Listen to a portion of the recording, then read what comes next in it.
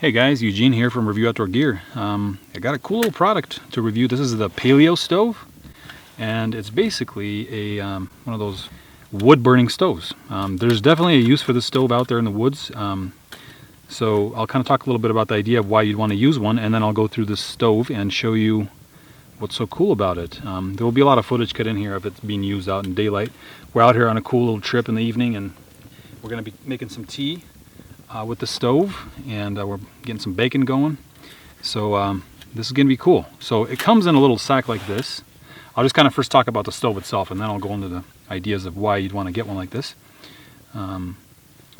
So it comes in a little sack, which is good. I'd actually probably prefer more of a hard rigid sack, but this is okay. It's kind of a burlap or just a cotton sack with a nice drawstring closure. It would be nicer if it was a hard material, because this sack is floppy like this, and the only use for it really is to put the stove inside, or to use it as a rag.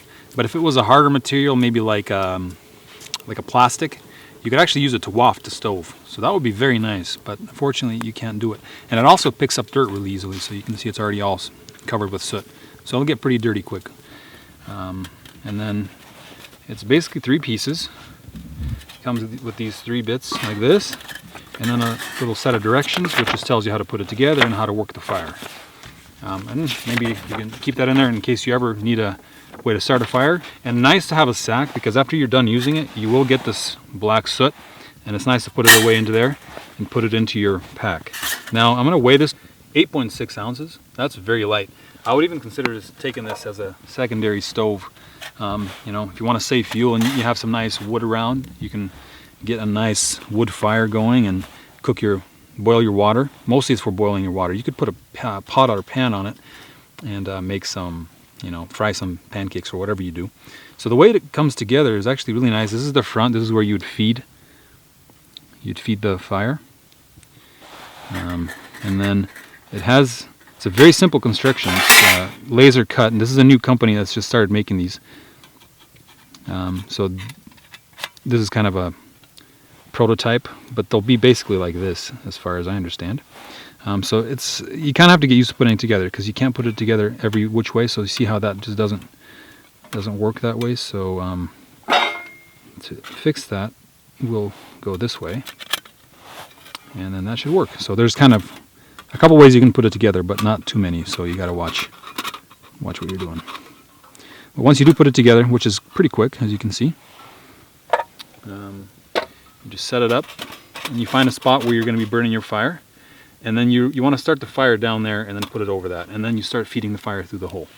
So I'll set up the fire, and we'll get going. Now before we get to that though, I do want to say it's a really nice deal for for burning minimal wood, because if you're using a big fire and you're putting a pot on it or hanging it from a string over that, you're really losing a lot of heat, and this thing will really concentrate the heat coming through the top. And I like the design of the holes here on the bottom. That allows for air intake to feed the fire, and then the heat draws it up, because the heat goes up, right? So it's going to go up through here and concentrate it on your pot or pan, whatever you have up here. And it has little nice exit holes for smoke and flames. So you'll see how it looks when we get it going here. So I'm going to get a fire going right in that spot. I'll just chat a little bit about the idea of why this stove is kind of cool. When you're outside, it's actually really nice to be able to use some of the wood out there, and especially if you're out in the forest, if you know how to start a fire with wood, it's just always way better. Because if you ever do run out of fuel, or you're ever in this kind of a situation where you need to go beyond what you planned for and start a fire, so make sure you learn how to start a fire properly. This stove allows you to use that fire and use minimal wood. Yeah, as you start the fire, just make sure you're careful with getting things set up right the first time, so that you don't have to keep trying over and over and wasting your energy of trying to start a fire about 10 times. I use fat wood mostly to start my fires, as you saw there. And what's really nice about it is it burns for a while. So you can get it right going like that.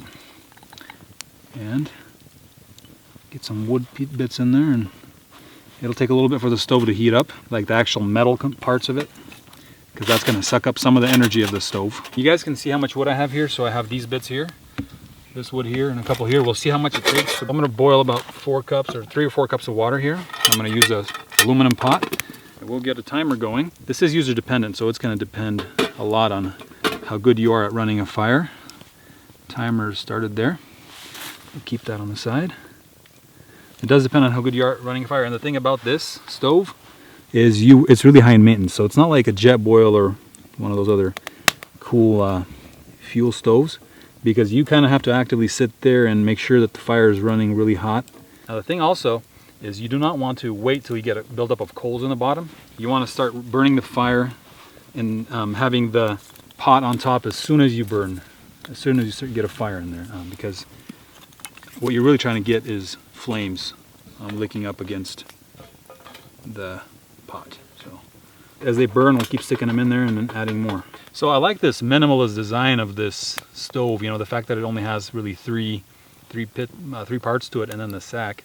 Cool stove to have, to just take as a secondary stove. I think actually on most backpacking trips I'll be probably taking this with me because it's so light. This is a high maintenance stove, guys, and you're gonna have to sit here and really watch the fire. It's a little harder than just using a regular jet boil, you know, where you can pull it out, get your water boiled in 5 minutes and done.